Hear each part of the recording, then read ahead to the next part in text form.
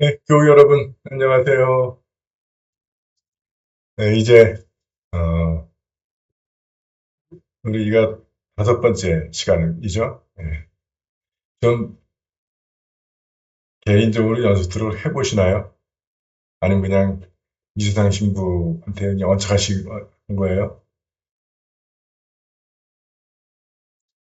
자, 여기 우리 모토, 내 우물의 물을 마셔라.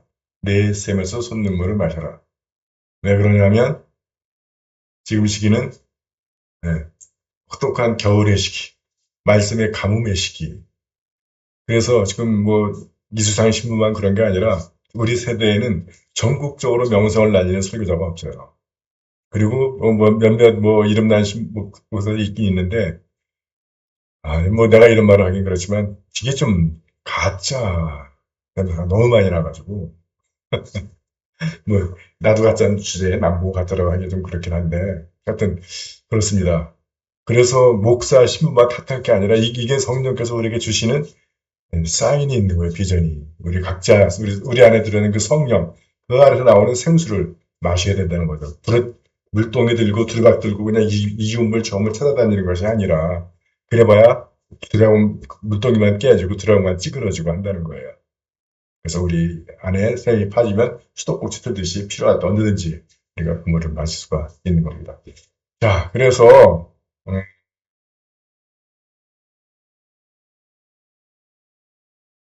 제가 왜 댓글과 구독 또는 좋아요 이거 없나 했더니, 근데 뭐 그래도 조회수가 벌써 60이 넘어가더라고요. 어, 음, 보니까 제가 그 전에 하던 안양교회에서 하던 유튜브, 그거를 하지 않고 제 개인 유튜브 계정으로 하니까 못 들어온대요. 그래서 이수상 필구를 치면 지금 들어올 수 있다고 합니다. 음, 그러면 거기에 뭐 좋아요도 누를 수 있고 댓글도 달 수가 있다고 그래요.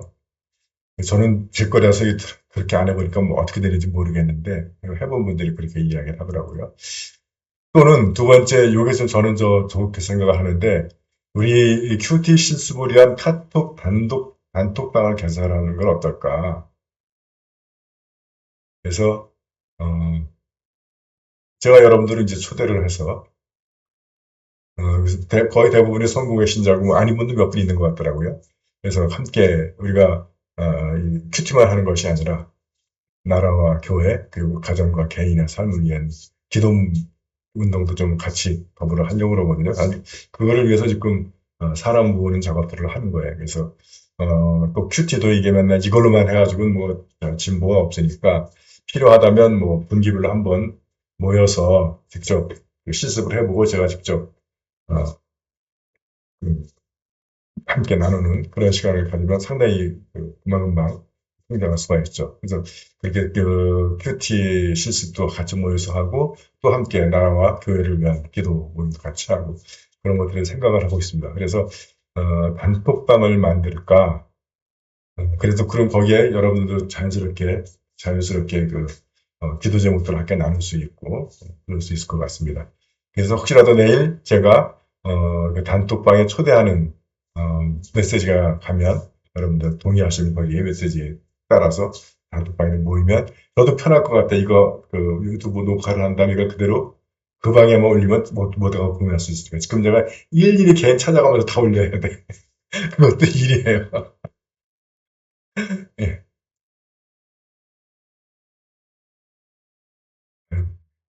속을 썩여가지고.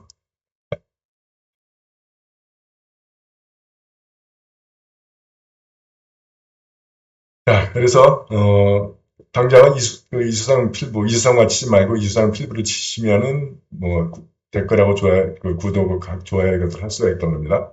그 다음에, 큐티스를 위한 카톡 단톡방을 개설할 계획으로 있다.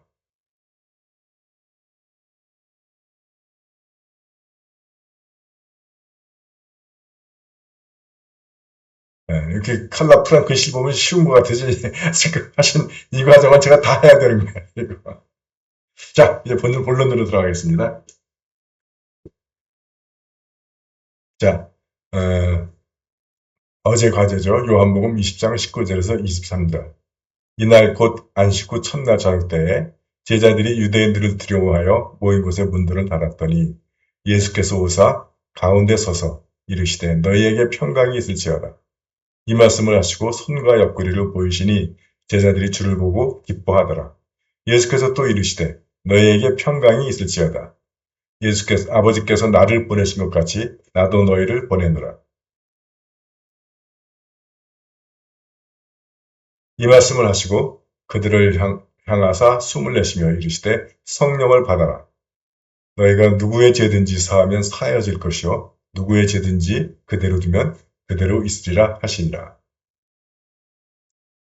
뭐 짧은 19장에서 23절 4절밖에 안 되는 짧은 말씀이에요. 자, 한번 관찰 들어갑니다. 언제? 이날 곧 안식 후 첫날. 요 표현도 참 재밌어요. 이거 이따가 이제 해석할 때 다루겠지만 안식 후 다음날, 안식일 다음날 이렇게 해도 되잖아요. 근데 이날 곧 안식 후 첫날 이렇게 시작하고 있어요. 이거 굉장히 중요한 의미를 갖고 있습니다. 자, 그래서 두 번째 어디서 문을 꽁꽁 닫은 방. 그죠? 누가 두려움에 빠진 제자들 그리고 예수님 무엇을 부활 후 제자들과의 첫 만남이 이루어지죠. 어떻게 예수께서 닫힌 문과 막힌 남을 뚫고 왜 두려움에 빠진 제자들에게 평화와 성령을 주고 세상에 보내시기 위해. 자, 이렇게 육하 원칙에 따라서 쭉 뽑아놓고 봐도 이것만 봐도 뭐 느낌이 오지 않아요? 그죠?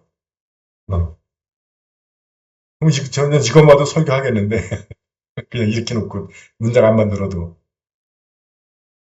아니에요. 당신은 뭐 몇십 년 그거 가지고 설교했으니까 그렇지. 그러시는 거예요, 지금? 네, 그래서 우리가 이제 해보자고. 저도 다 이 과정을 해가지고 겨우 그렇게 하는 거야. 네. 신학 수업할 때부터 이게 됐으면 뭐. 자, 해서 그것은 무슨 의미인가? 자, 이날 곧 안식 후 첫날. 이렇게 돼 있는데 때에.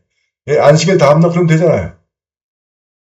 근데 자, 우선 그 문장을 하기 전에 먼저 우리가 안식일이 무슨 달이냐 하는 걸 다뤄야 돼요. 안식일은 창조 때 하나님께서 창조를 마치고 7일째 되는 날.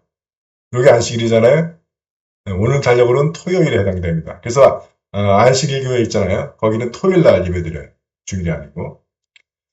자, 그러면 안식일 다음 날, 지금 오늘 되는 거, 안식 후 첫날, 안식일 다음 날은 8일이 되죠. 7일이 아니라 7일 다음 8일. 오늘 달력으로는 일요일이 됩니다. 그래서 엿새 동안 창조하시고 7일에 창조를 마치시고 쉬신 날. 그럼 8일째는 새로운 창조가 시작되는 날이다. 그리고 바로 그날이 오늘 달력으로 일요일이니까 이 날이 바로 주님이 부활하신 날이에요. 예수께서 금요일 날 십자가에 달리시고 토요일, 일요일 3일째 되는 날 부활하신 겁니다. 그러니까 지금 사실은 예수 하나님께서 아주 오래전부터 계획하고 계신 거예요. 8일 새로운 창조. 부활이 새로운 창조 아니에요? 옛 것이 죽고 새로운 삶의 생명을 부활하는 거니까. 네. 그래서 그렇다면 부활의 의미는 물론 우리가 다 죽었다가 하늘나라에 가서 다시 부활하는 그 최종적인 종말론적인 그런 부활이지만 그 부활 우리가 그 그때까지 최후의 심판이 있고 뭐 죽었던 영혼들이 다 살아나서 그때까지 부활이 유보되어 있는 거냐? 여러분 기독교가 부활의 종교인데 말도 안 되는 얘기예요. 예. 물론 그 부활이 최종적이고 종말적인 그런 부활입니다. 그러나 우리 삶 속에서도 수많은 차원에서의 부활을 경험을 하는 거죠. 그래서 부활의 차원에는 여러 차원이 있다 하는 겁니다. 그래서 우리가 매 주일 예배 드리는 것이 바로 그 주님의 부활을 기념하는 것 아니에요. 그 부활의 능력을 힘입는 겁니다. 그래서 우리가 말씀 듣고 그다음에 성찬 그리스도의 몸과 피를 먹고 마심으로써 새로운 생명으로 회복, 치유, 새롭게 충전되는 그런 경험을 하게 되는 겁니다.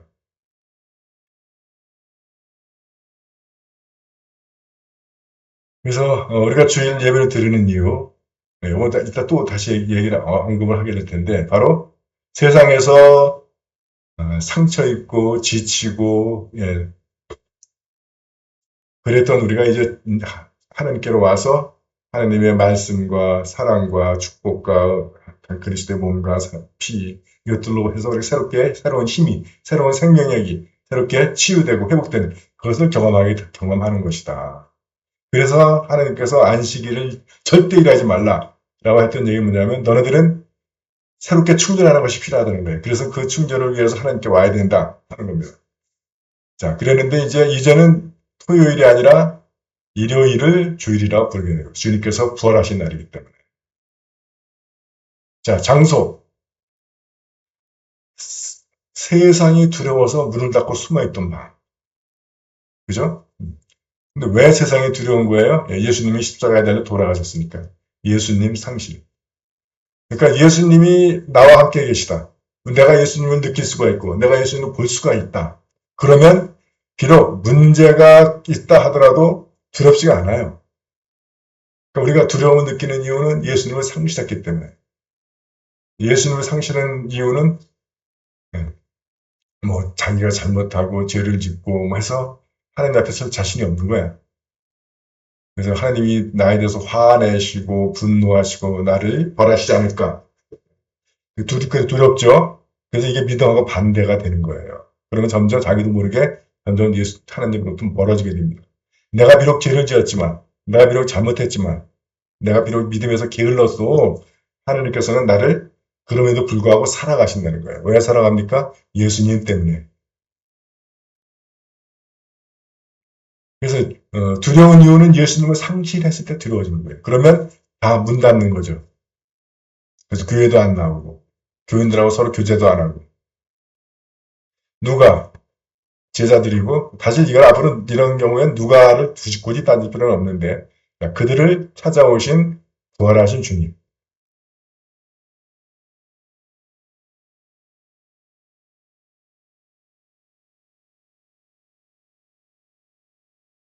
벽을 넘어서 한가운데 서시며 예수님이 한가운데 서면 이제 이때부터 이제 문제가 일이 시작되는 거예요. 근데 우리 삶에 있어서가 예수님이 어디 계시냐? 이거 이제 나에게 적용할 때 이제 묻는 거예요. 그래서 사실 이게 해석하고 적용은 사실 거의 같이 가는 건데 따로 구분하는 건 저도 힘들어. 다 연결이 되어 있으니까. 그래서 예수님이 우리 삶 가운데 한가운데 계시고 우리 심령 가운데 한가운데 계시면 이게 이제 문제가 되는 건데 우리가 예수님을 한 구석으로 처박아 놓든가 아니면 우리의 삶과 우리 마음속에서부터 예수님을 내쫓아 버리니까 이게 문제가 발생한다는 거예요. 그래서 무엇을 손과 옆구리를 보여주시고 당신이 다시 사심을 증거하셨다. 그리고 어떻게 평화와 성령을 주시고 그래서 두려움을 평강과 기쁨으로 바꾸신 왜? 그들이 두려워하던 세상으로 파견하시기 위해서. 그래서 우리 미사의 마지막 순서도 파견 예식 또는 파송 예식이라고 그러잖아요. 이것을 기억하셔야 해요. 그거 괜히 하는 게 아니라고. 바로 사실은 우리 미사의 예배, 미사의 과정 속에서 이 일들이 일어나는 거라는 거예요. 자, 세 번째 적용. 그것은 내게 무슨 의미인가?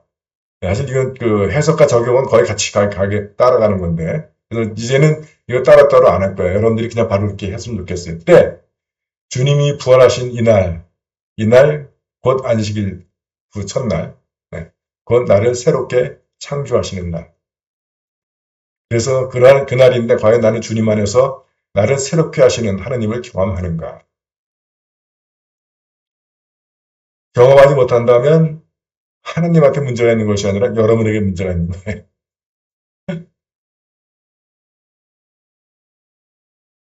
그래서 미사 하느님 앞에 나오는 거잖아요. 미사 교회 오는 게 주일날. 나올 때 어떻게 나오는 거예요? 뭐 신부가 마음에 안 들어가지고 오늘도 이거 그 교회를 가야 되나 말아야 되나 이렇게 오니까 아무 은혜가 없는 거예요. 저걸 기대하시고 오셔야 돼요. 오늘 내가 세상에서 지치고 치이고 상처 입고 소진되고 그랬던 것을 하나님으로부터 새롭게 치유받고 충만되고 새롭게 충전되고 하는 것을 기대하면서 오셔야 됩니다.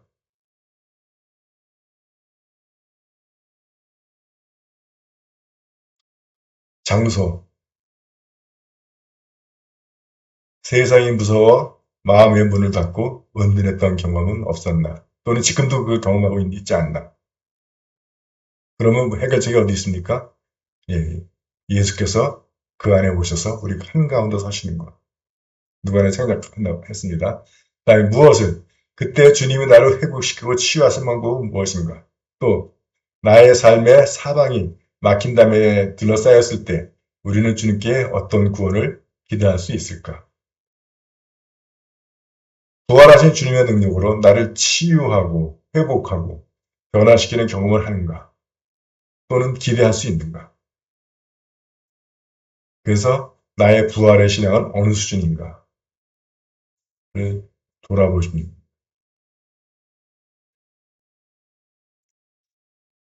자, 오늘의 과제는 구약에서 골랐습니다. 창세기 11장 31절에서 12장 4절까지의 말씀이에요. 썼어.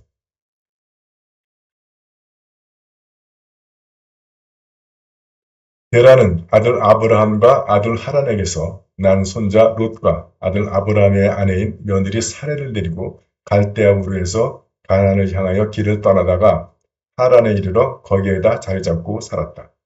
데라는 205년을 살고 하란에서 죽었다. 야훼께서 아브라함에게 말씀하셨다. 내 고향과 친척과 아비의 집을 떠나 내가 장차 보여줄 땅으로 가거라. 나는 너를 큰 민족이 되게 하리라. 너에게 복을 주어 내 이름을 떨치게 하리라. 내 이름은 남에게 복을 끼쳐주는 이름이 될 것이다. 너에게 복을 비는 사람에게는 내가 복을 내릴 것이며 너를 저주하는 사람에게는 저주를 내리리라. 세상 사람들이 내 덕을 입을 것이다. 아브라함은 야훼께서 분부하신 대로 길을 떠났다. 롯도 함께 떠났다. 하란을 떠날 때 아브라함의 나이는 75세였다. 예. 관찰, 해석, 적용. 거듭 말씀드리지만 잘 안 보일 때는 반복해서 이루시면 됩니다. 그리고 꼭 육하원칙을 뽑으려고 하지 않아도 돼요. 그걸 돕기 위해서 하는 것이지 모든 성경 말씀이 딱 육하원칙 딱 뽑아지지는 않아요. 뭐 이 성경 말씀이 뽑아지긴 하는데 그래서 거기에 너무 매이지 마시고 다 그건 돕는 팁일 뿐이지 본질은 아니에요. 본질은 앞으로 이제 해나가면서 계속해서 다른 팁들을 소개를 해드릴 건데 거기에 매이지 마시고 하여튼 여러분 이렇게 해볼까 만약 여러분들이 댓글을 달 수가 있다면 오늘 읽으신 말씀 중에서 가장 내 마음에 와닿았던 말씀을 이렇게 뽑아주셔도 좋습니다. 그리고 더 좋으면 이제 그 말씀이 왜 나의 마음에 와닿았는지를 묵상하시면 더욱 여러분들 은혜가 풍성해지게 됩니다.